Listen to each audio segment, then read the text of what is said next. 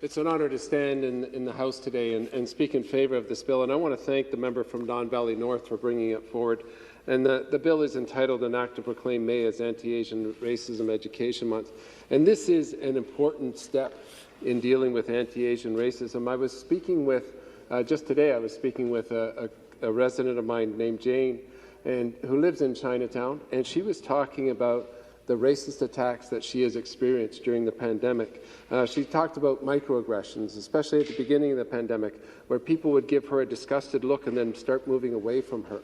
She also talked about a racially charged attack that she experienced at just walking down the street with her dog, completely unprovoked. And she talked about the lasting impact of racist attacks have had on her. And she said that during the height of SARS, when she was in grade 6, a kid came up to her and coughed in her ear and said, "SARS." And she still remembers that, still has emotional resonance for her today.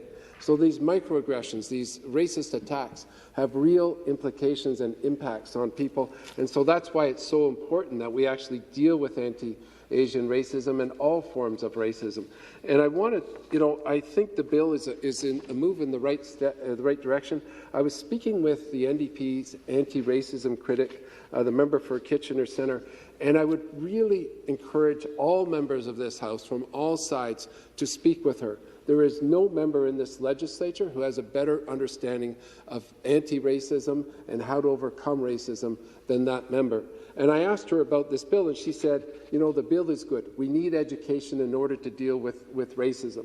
But she said it needs tools and resources as well, and we need trauma-informed responses. She said teachers need training. Like if we're going to be talking about education, teachers need training to get the tools so that they can make the experiences in schools better. And she said that in the height of the pandemic, Asian communities are being targeted, and they need a place to report and leaders in our schools who are prepared to respond.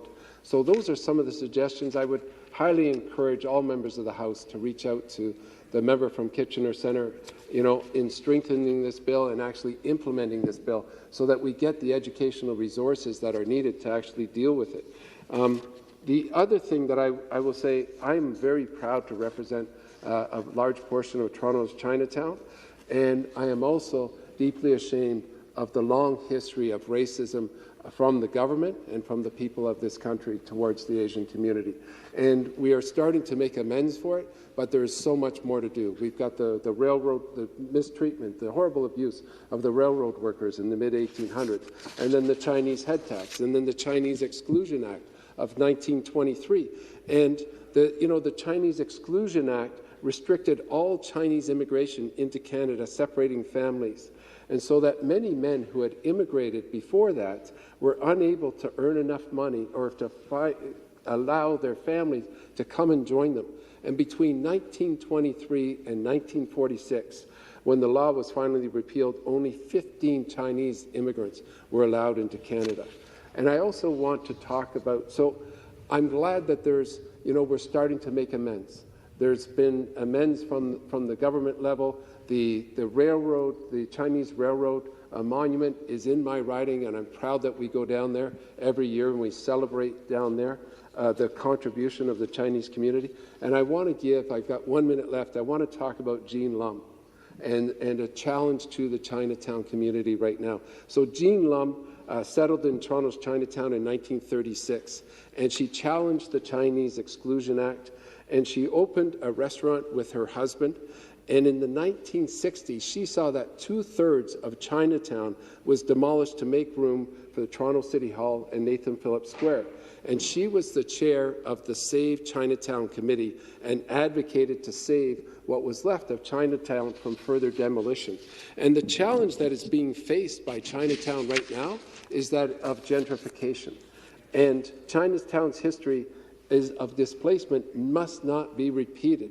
70% of the area is rental housing and mom-and-pop businesses with culturally sensitive and language-specific services, and they are being priced out to make room for franchises.